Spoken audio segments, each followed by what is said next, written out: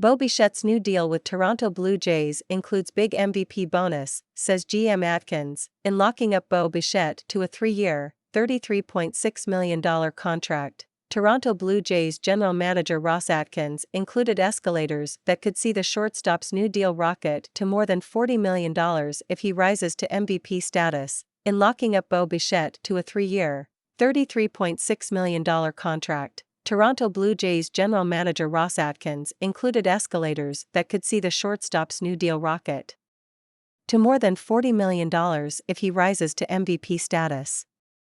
The Blue Jays and Bichette avoided salary arbitration earlier this week by agreeing to a package that will see Bichette earn base salaries of $2.85 million this year, $11 million in 2024 and $16.5 million in the final year of the deal. He also will pocket a $3.25 million signing bonus and take home another $2.25 million for winning an MVP award, $1.25 million for finishing second or third in the voting, and $250,000 for finishing fourth or fifth.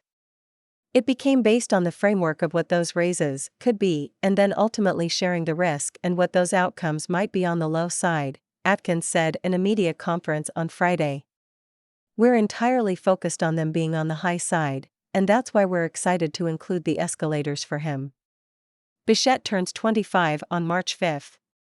He and the Blue Jays had to overcome one of the most significant gaps of the players who filed for salary arbitration last month.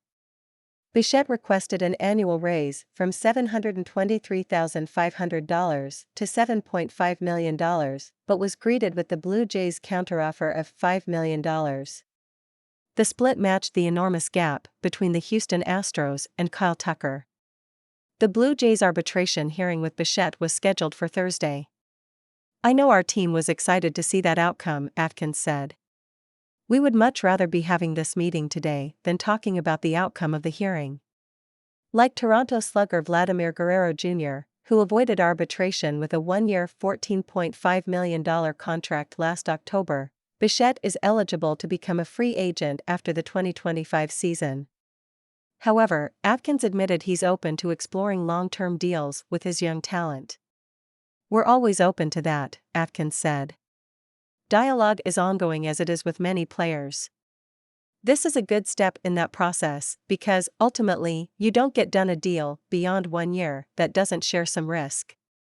Bichette experienced a SOSO opening 5 months last year but found his form in September. He smacked 7 homers with a .406 average and knocked in 27 runs in his final 32 games. Atkins talked with Bichette before and after the contract discussions but kept his conversations during the negotiations solely with Bichette's agent Greg Gensk and his staff. We try to explain and use our rationale before the process begins and after the process is over, Atkins said. But during the process, we're very respectful, not trying to influence anything. The Blue Jays opened spring training with pitchers and catchers reporting to Dunedin, Florida on Monday. Bichette and other position players will report 3 days later. The Bichette signing capped off a busy offseason for Atkins and his staff. Veteran outfielders Teoscar Hernandez and Lord Gurriel Jr. were swapped with newcomers Kevin Kiermaier and Dalton Varsho. Right-hander Chris Bassett was added to the starting rotation, while Eric Swanson and Chad Green were signed to fortify the bullpen. Green, recovering from Tommy John surgery, won't be ready until at least midsummer. The Blue Jays opened the 2023 season on the road on March 30 with series in St. Louis, Kansas City, and Anaheim before returning for their home opener against the Detroit Tigers on April 11. This report by the Canadian Press was first published February 10, 2023. Tim Warnsby, The Canadian Press.